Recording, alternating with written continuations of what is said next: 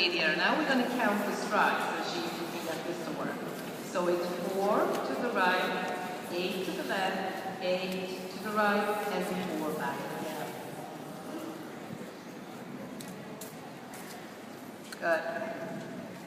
And his canter is getting a little bit rounder and nicer as he gets more relaxed through the back. Horses can fake the trot very well without being very relaxed through the back, but not the canter work.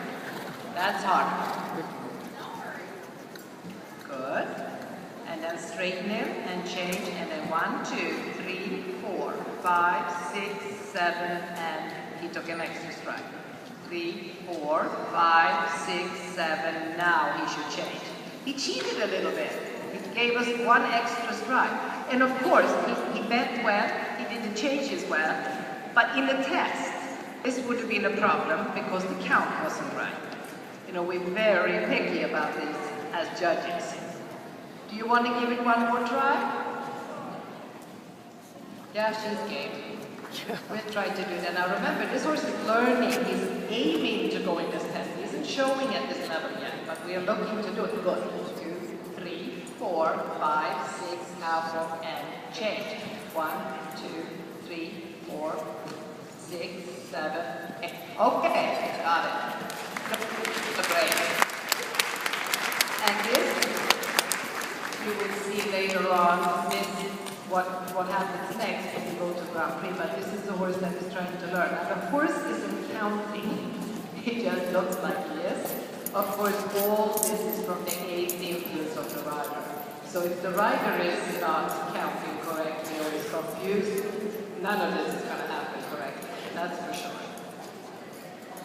I think the next, and one other thing that is very important in the test is the walk work.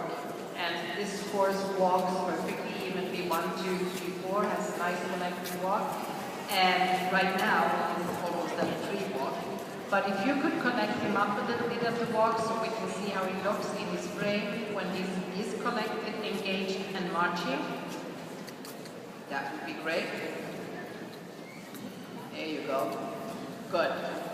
Just marching up to the bridle like that. Super. And then go across the diagonal and show us an extended walk.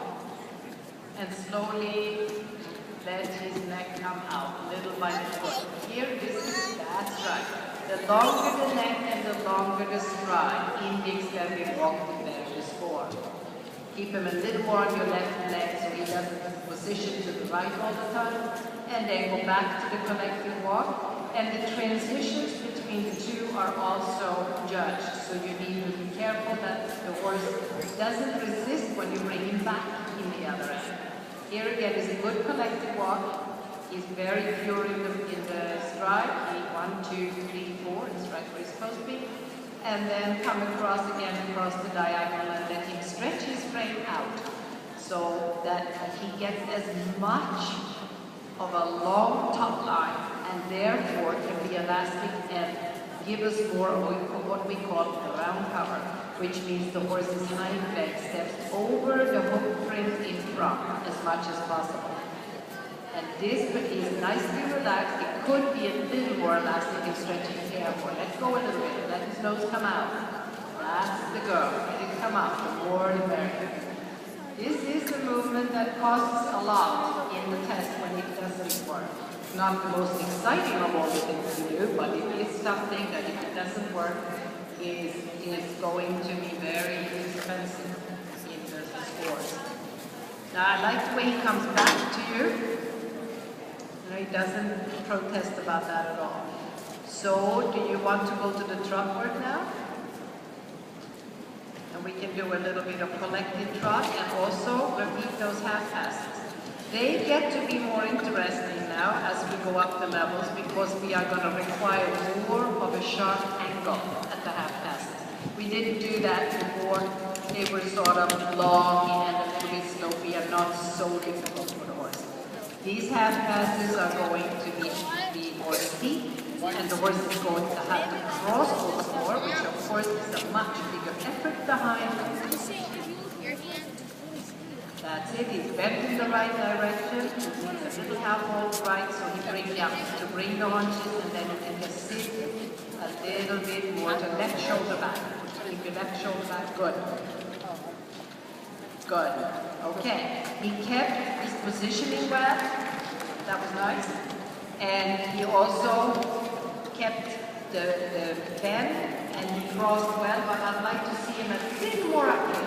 Could you get him a little more engaged so that he lifts you forward? Good. Don't twist with the side, just a little bit to your right side and move both your hands to the right of his eye, to the right, and go for it. Not too much holding with the inside and not too much work with it. Good. But that is a sharp half pass. Now let's do it again. Okay? Really. At this level, we go down and do the zigzag. Why don't we do that instead? Let's do the zigzag from this. And you can start on the left, it doesn't matter. But we do the zigzag in the beginning of the intermediate two at the trot. There his trot has a little more air time, huh? Good. So, down center. Yeah, organize him a little in the cadence. The cadence is the amount of air time between the footfalls. The more of that, the merrier, as long as they carry themselves back. Good job. Good. Your right rein is always a little bit too long, in my opinion. Forth, straight, and forward and over. Okay, so you can see, we can do these half passes at the trot and the canter, and they are required at both gates when you get up in the levels. And then bring it back just a tad underneath you again. Yeah, I'd like to see the medium trot. Maybe if you could give me a medium on the next long side, and then an extended across the diagonal. Because there's a difference. In the medium trot, the horse is carrying uphill, does not have to have a huge amount of overstride, but he increases the cadence at the stride. So there is a nice controlled medium trot. Thank you, and back to the connected trot. Well done.